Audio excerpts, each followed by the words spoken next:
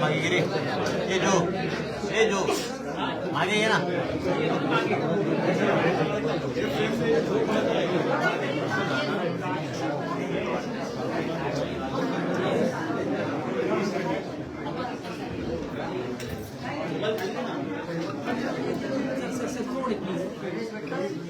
हाँ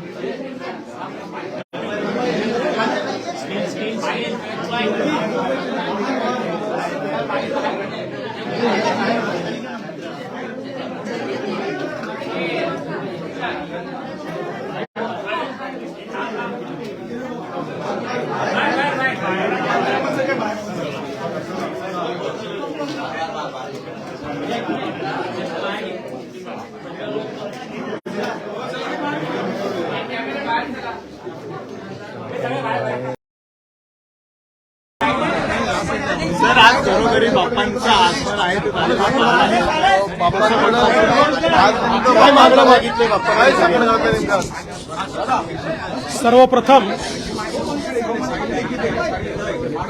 महाराष्ट्रातील देशातील आणि तमाम विश्वातील सर्व गणेश भक्तांना या गणेश पर्वाच्या मी खूप खूप शुभेच्छा देतो।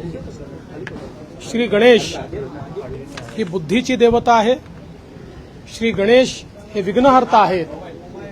आपण कुठल्याही कामाची सुरुवात श्री गणेशाच्या वंदनाने करतो, कारण गणेशाचं वंदन केलं की विघ्न दूर होतात असं आपण मानतो।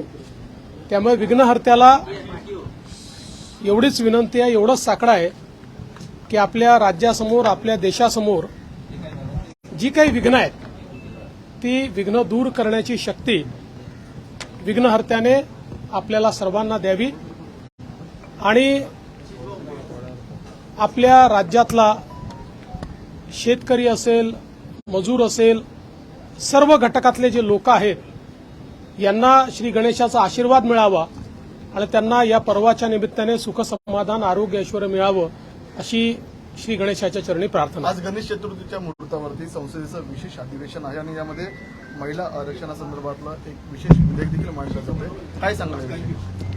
नाही, ही अतिशय आनंदाची गोष्ट आहे।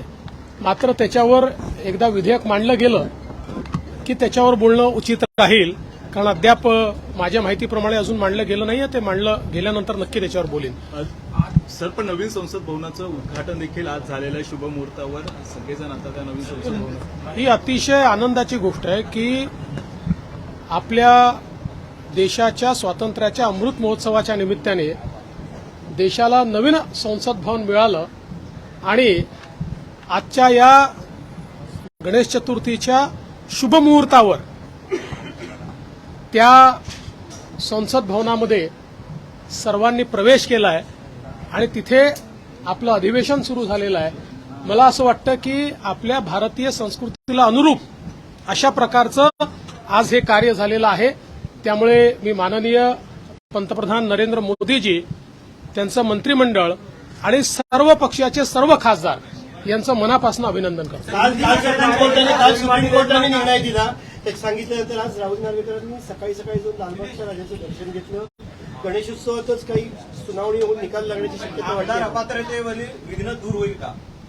असं आहे की हे क्वासाय ज्युडिशियल अशा प्रकारची प्रक्रिया आहे, त्यामुळे या संदर्भात इतर कोणीही बोलणं योग्य नाही। त्या संदर्भात केवळ आपले जे अध्यक्ष आहेत तेच बोलू शकतात। मात्र मी एवढंच सांगू इच्छितो की श्री गणेशाचा आशीर्वाद महाराष्ट्राच्या पाठीशी आहे, महायुतीच्याही पाठीशी आहे। हिंदी में जानना चाहेंगे सर, आज बड़ा दिन है, भगवान जी के गणेश भगवान के दिन में नए संसद की शुरुआत हुई है सर, क्या कहेंगे?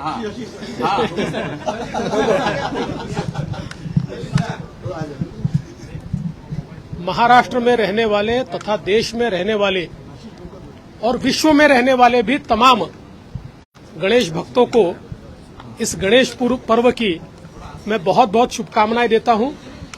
भगवान श्री गणेश ये विघ्नहर्ता है।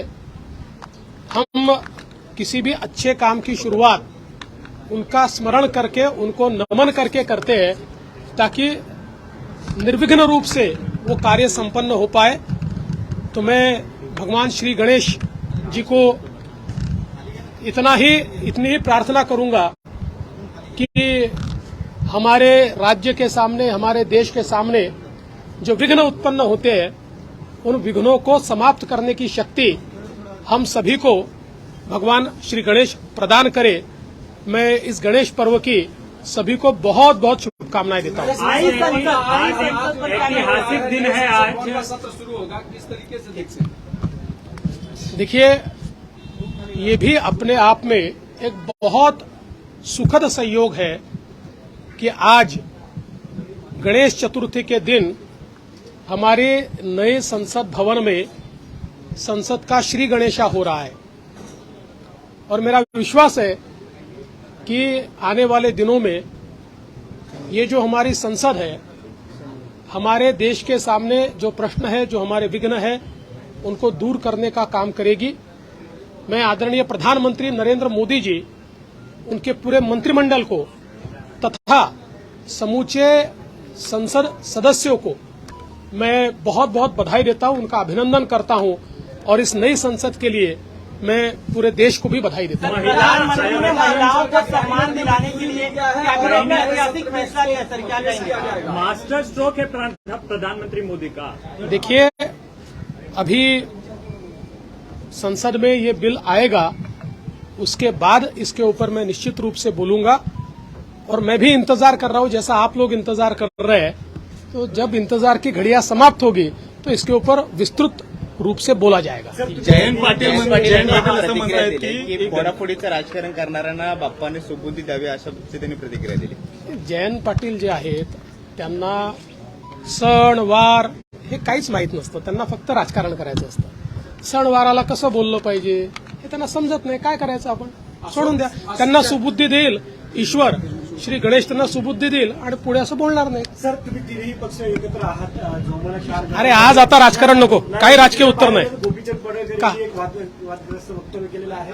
कुठेतरी आमच्या नावावर ते म्हणतात की त्यांच्या कामावर आम्हाला विश्वास नाही। मला असं वाटतं की गोपीचंद पडळकर यांचं वक्तव्य अयोग्य आहे। अशा प्रकारचं वक्तव्य त्यांनी करणं हे चुकीचं आहे।